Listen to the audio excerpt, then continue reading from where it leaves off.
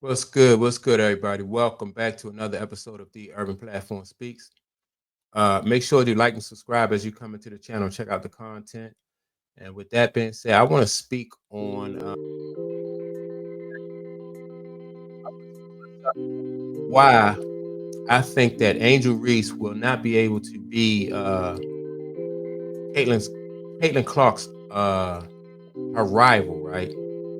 And and give you some reasons why I don't think they'll be able to be rivals, right? Um, First of all, I think that because Angel Reese she have like different interests outside of basketball, so her focus is like divided, and not that that's a bad thing. Um, her focus is divided because the WNBA they don't pay professional women the way the NBA play professional men, right? And so she has Angel Reese has a window of opportunity in which she needs to make, her money to secure her future. And so that's not an excuse, but that's just a reality of like the WNBA. And so I think right now, Angel Reese is capitalizing on the opportunities that she had for herself, right?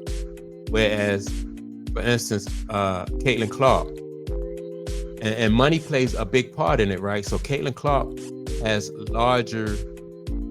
she have bigger sponsors and bigger brand deals.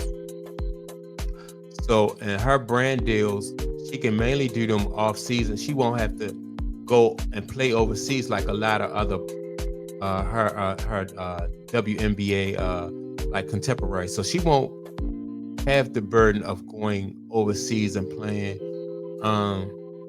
She won't have to take part in like time-consuming activities like doing a podcast. Like Angel Reese is doing a podcast, right? And podcasts take up a lot of your time. And so the time that Angel Reese is spending doing podcasts, she would be able to train and focus on basketball. But like I said, because she has that, like a window of opportunity which she has to capitalize on all of the opportunities that are available to her, then that's why I think her focus is going to be divided. Like it won't be a situation where she's just focusing on basketball. And so I think that's going to be an advantage or a disadvantage for Angel Reese. She's not going to be able to do that. And so now what'll have to happen is, I think like if the WNBA get to the point where they can pay the women the way that the men get paid, or at least close to it, where as though none of the women would have to focus on anything but just their craft, like playing basketball. Then I think you'll have a even playing field for all of the women, right? But you got to take into consideration that like these women don't want to miss these opportunities, because these like they'll have a certain amount of time, like I said, to make their money and secure their future. And so they don't had a luxury of being able to just hire trainers. They can work on their game, but to sacrifice, that's really a big sacrifice to ask somebody. Like, for instance, if you ask Angel Reese to sacrifice some of her off-season activities, some of her off-season business ventures, so she can put on a better show for her fans, or she can be a better player for her teammates and her fans and stuff like that. That's like a heavy that's a tough ask. That's like a big sacrifice. And I was just thinking about that, like as a fan, you want to see, your you want to see like your favorite player or your favorite athlete be able to reach their fullest potential, right? But in order for them to reach their fullest potential, they're gonna have to have a they're gonna have to have the opportunity to just focus on that and that alone, you know, or at least like the bulk of their time. Like other athletes, in other sports they have endorsements and stuff like that, but it won't it's not the same. I don't think with like WNBA players. Like a lot of those WNBA basketball players, they go overseas and they play, on the off season. Um, and so, they traveling all around the world playing in different leagues and stuff like that.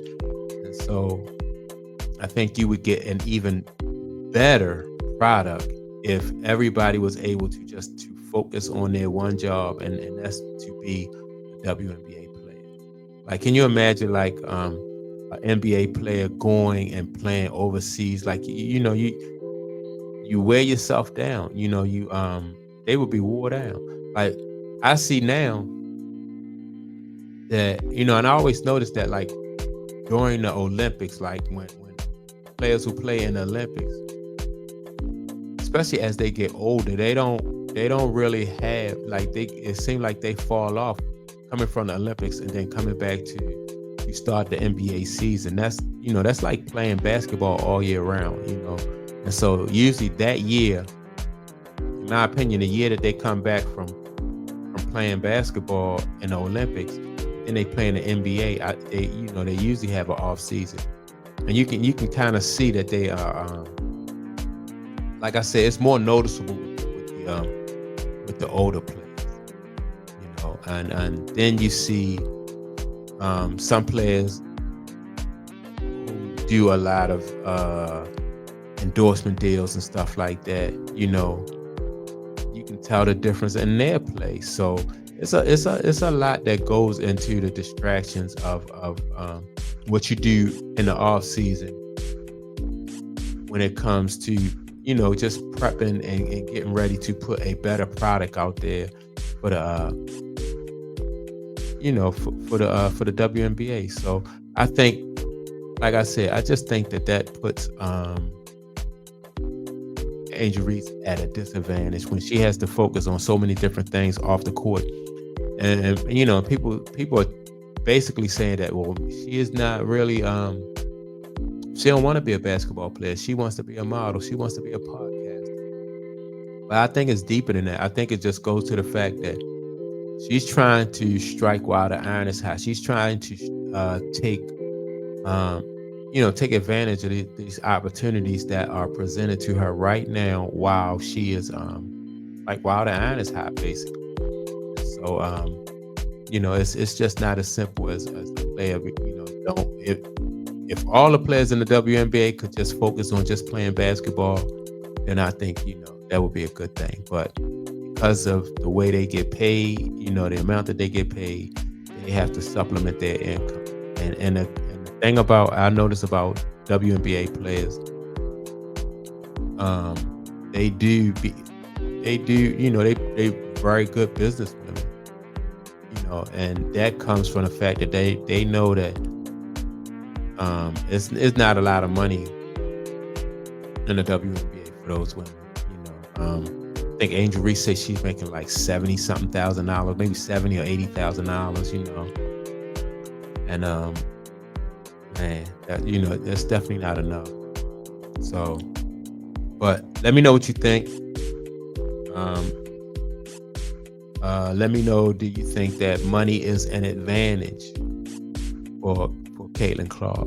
Not and again, not to make excuses, but money is definitely an advantage. Especially when you can hire trainers and you can focus on basketball all year round.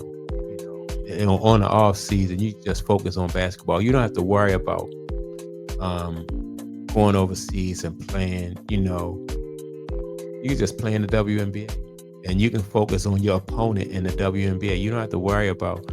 It won't draw your focus away.